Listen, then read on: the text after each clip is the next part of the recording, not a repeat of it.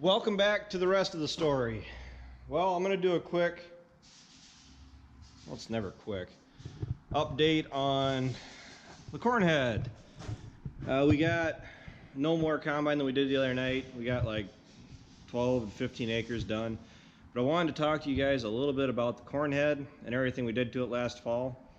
First and foremost, we put the chain roll brushes on, or the chain, oh, I don't even know the technical term for these anymore. I think they're, what, chain savers? Sounds right.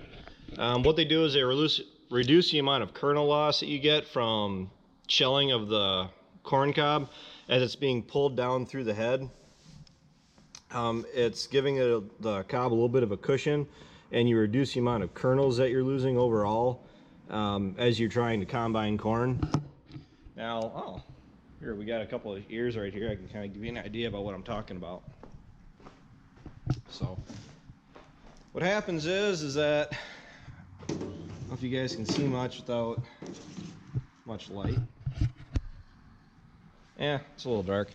What happens is the corn stalk gets pulled down through the corn head, and the cob hits the brushes here.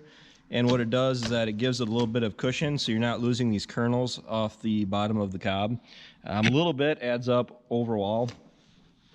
When you start thinking about how many plants are in an acre and how many acres you can cover in any given day, say if you lose, well, you just say 5 to 10 kernels off every cob, and there's 34,000 cobs per acre, and you're going anywhere from what we can do, what, 40 to 50 acres a day. Some guys can run well above that, and you can start doing the math. A few kernels really add up. 2 kernels, well, yeah, there is a equation for that. Like 2 kernels every square foot after you combine comes out to like 1 to 3 bushels an acre. It's been a while since I've heard that equation, but that is why we have the brushes in the corn head. My biggest concern, well, it's not a concern, it's a thing. The biggest thing that I don't like about them, I'm allowed to, not like things too. And all that really is that there isn't much there to really catch these ears as they're going up into the corn head. So what happens is if you're running the corn head on too steep of an angle, or a very steep angle, because I like to run this as low to the ground as I can, maybe not quite so low to the ground when it's in rocky conditions, but you get the most effect out of these chain rolls, which I'm going to show you here in a second. I want to be able to hit as much of the, pull as much of the stalk down through the corn head as I can, because next spring, next year's planting, so planting 2019 begins with harvest 2018. So the big thing about these ears is that you have to make sure you have all these rubber plate, because rubber little, excuse me, these rubber, well, I'm not even sure, I can't even think of the name of these right now. I just ordered a bunch. But what happens if you're starting to lose all these rubber pieces is you create a gap for the corn cob to slide out through the front of the head. And I can tell you what, after spending the last how many months watching these plants grow and putting all this time, money, and effort into growing these ears of corn, I gotta tell you, it's really aggravating running through the field, sitting in that combine seat and watching ears of corn go sliding out the front of the head like that. Other than that, I really don't have anything against these brushes. They really are benefiting us. But I'm also going to show you the reason why I started this video. Where the chain rolls. This is what they are. Our old rolls on the corn head, we replaced last year because the rolls were getting, oh, you guys actually see me. The rolls were actually getting pretty well worn, where they weren't making full contact with the stalk to pull it down through the head properly.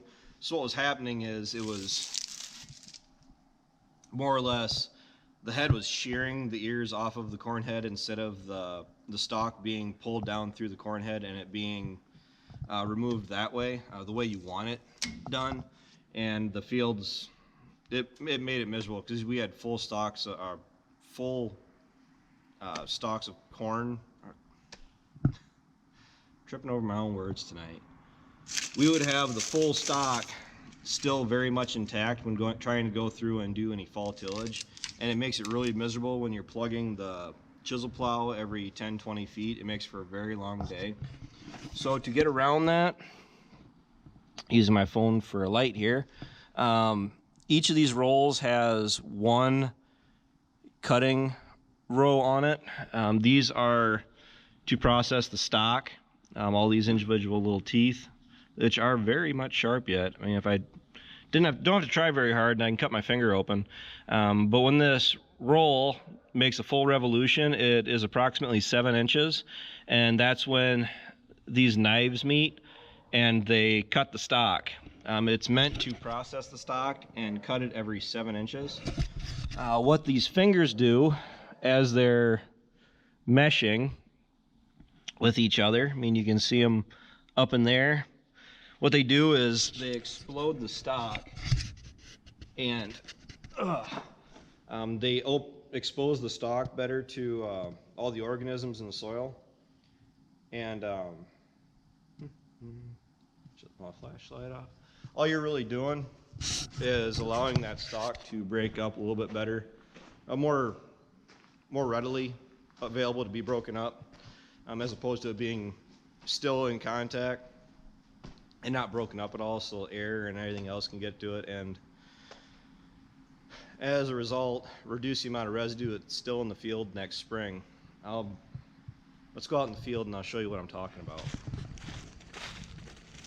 All right, we're out in the field. We harvested this 2 nights ago, so everything is still pretty fresh yet. And I can show you what I mean by those chain rolls exploding the stalk. What it's doing is that all those fingers I showed you, they go through and they shred the stalk. If I can find a good example here.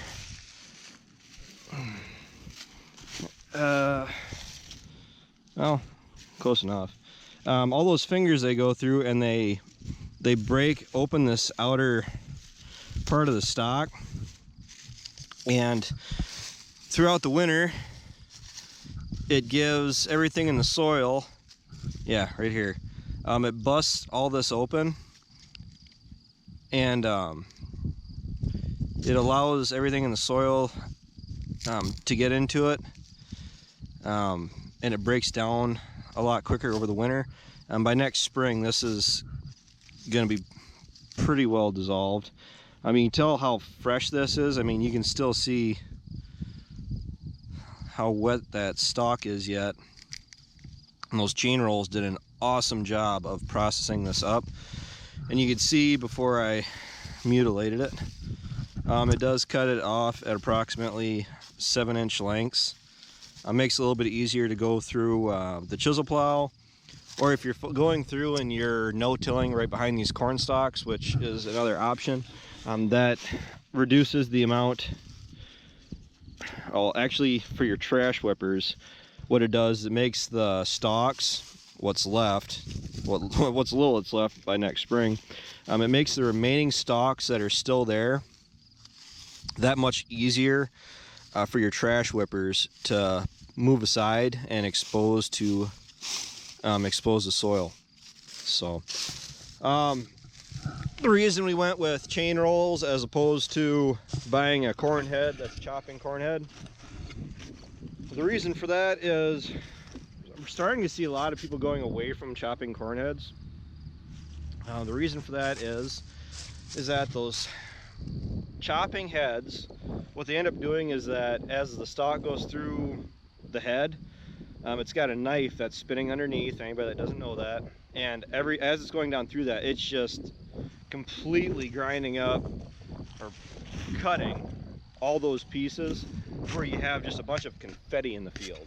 It sounds like a great idea for, you know, being able to dissolve and break down, but the problem is that I'm sure people have seen it where there's fence rows full of corn stalks and everything else. When they're broken up that fine, the wind, if you get a late season storm or heavy wind, what happens is it blows all your residue off the field and into the neighbor's yard. So going with these chain rolls, these aren't going to blow away very easily. It's all busted up, and you can see it is all cracked open and split up. It's about a 7-inch length. That's not going to go very far. I mean, the wind is blowing if you guys can't hear it, and everything stays exactly where you want it. Plus, with those chopping corn heads, something else it does is it actually makes a mat of residue across the field, and if that doesn't break down significantly over the winter, it leaves a heavy mat of residue for you to have to try to plant into the following year. Now the problem is that it keeps the sun from penetrating the soil, which in turn delays your planting date, because ideally you don't plant until the soil is a certain temperature, and the ground stays cool and wetter later into the spring, which delays your next year's potential planting date, or you could plant into it and risk a harvest disaster next year because that plant didn't have the ability to really take off in the second you planted it. So as far as all these stalks that are here, we're not entirely sure what we're going to do with them. One of two things are going to happen. We're going to go through and hit them with a disc, VT them, break them down a little bit better. We're going to go through and chisel plow all these stalks up, or we're going to go through with that Rhino 4155. There's what, 15 acres or so here. Go through with the Rhino, grind it all up, round bale it up, haul it off and stack it someplace, but we don't really have any place to set it right now. And then we'll go through and chisel plow it. So either or option 3, we have a terrible fall. We just have enough time to just get the crops off, and we don't get any tillage done. I mean, you can't forget option 3. That option 3 is the one that keeps us moving all fall. So I hope you guys learned something. I'll talk to you later. So take care, take it easy, keep in touch.